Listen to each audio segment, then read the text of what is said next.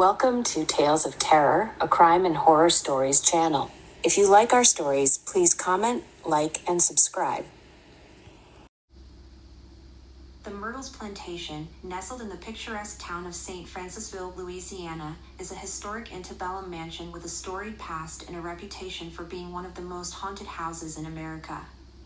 Built in 1796 by General David Bradford, the plantation has witnessed centuries of Southern history, including the highs and lows of plantation life, the horrors of slavery, and the tragedies of the Civil War. The Myrtles is renowned for its striking architectural features, including its grand Greek Revival-style facade, stately columns, and sprawling verandas. The mansion boasts 22 rooms, each with its own unique charm and character, from the elegant parlor to the opulent dining room. However, it is the tales of tragedy, mystery, and ghostly encounters that have made the Myrtles Plantation infamous. The legend of Chloe is perhaps the most famous and chilling tale associated with the Myrtles Plantation. Chloe was a slave who lived on the plantation in the early 19th century, during a time when slavery was widespread in the American South. According to the legend, Chloe served as a house slave in the plantation owner's residence. She was known for her beauty and cunningness, but also for her desire for freedom and revenge. As the story goes, Chloe overheard conversations among the plantation's owners that suggested she and her fellow slaves would soon be sold or punished for misbehavior. Fearing for her own safety and that of her loved ones, Chloe devised a plan to save herself from harm. In an act of desperation, Chloe added poison to a cake intended for the plantation owner's family. Her intention was to make them mildly ill, thereby gaining their sympathy and favor. However, her plan went horribly wrong when the poison ended up causing the deaths of several family members, including children. When Chloe's role in the tragedy was discovered, the other slaves feared retribution from the enraged master. In an effort to protect themselves, they turned on Chloe and ultimately hanged her from a tree on the plantation grounds. Since her death, Chloe's spirit is said to haunt the Myrtles Plantation, forever trapped in a state of sorrow and remorse. Visitors and staff have reported sightings of a ghostly figure resembling Chloe, often wearing a green turban to conceal the scar where her ear was supposedly cut off as punishment. Some claim to have seen her wandering the grounds or peering through windows, her spectral presence a constant reminder of the plantation's dark and tragic past. In addition to Chloe, the Myrtles is said to be home to numerous other spirits, including the ghosts of former slaves, children, and Confederate soldiers. Visitors have reported various paranormal experiences, such as unexplained footsteps, disembodied voices, and strange apparitions. The ghosts of the children is another haunting legend that permeates the history of the Myrtles Plantation. According to local lore and reports from visitors, the spirits of two young girls are said to roam the grounds and halls of the plantation, leaving behind an eerie presence in mysterious occurrences. The story varies in its details, but the general narrative revolves around the tragic deaths of the young girls, who are believed to have lived at the Myrtles during the plantation's tumultuous past. Some versions of the tale suggest that the girls were the daughters of a former plantation owner, while others speculate that they may have been children of slaves who lived and worked on the property. The circumstances of their deaths are equally murky, with different accounts attributing the tragedy to accidental drownings in a nearby pond, illness, or even foul play.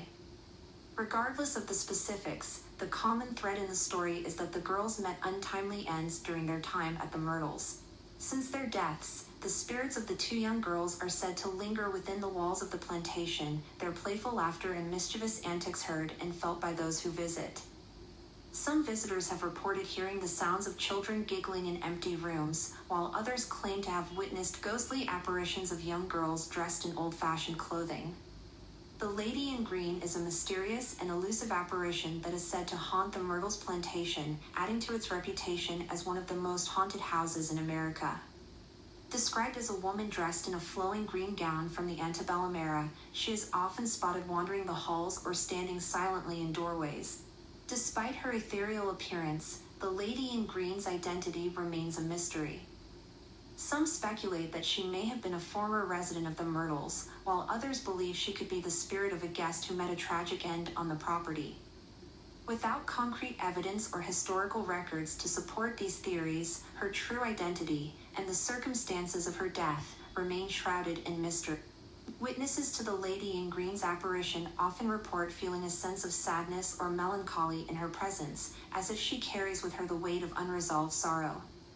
Her ghostly figure adds to the eerie ambience of the Myrtles, inviting visitors to ponder the mysteries of the past and the enigmatic spirits that are said to linger within its walls. The ghostly ballroom dancer is a captivating apparition said to haunt the grand ballroom of the Myrtles Plantation, adding to its reputation as a hotbed of paranormal activity. Witnesses have reported seeing the spectral figure of a woman gracefully dancing in the moonlit room, her movements fluid and ethereal, as if she were performing a waltz from a bygone era. Described as wearing an elegant gown reminiscent of the antebellum period, the ghostly ballroom dancer exudes an aura of elegance and poise that captivates those who catch a glimpse of her ghostly form. Despite her spectral nature, she exudes a sense of melancholy and longing, as if she is trapped in a perpetual state of yearning.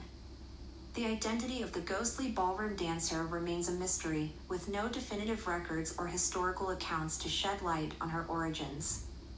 Some speculate that she may have been a former resident or guest of the Myrtles, while others believe she could be the spirit of a dancer who once performed at the plantation's lavish parties and gatherings.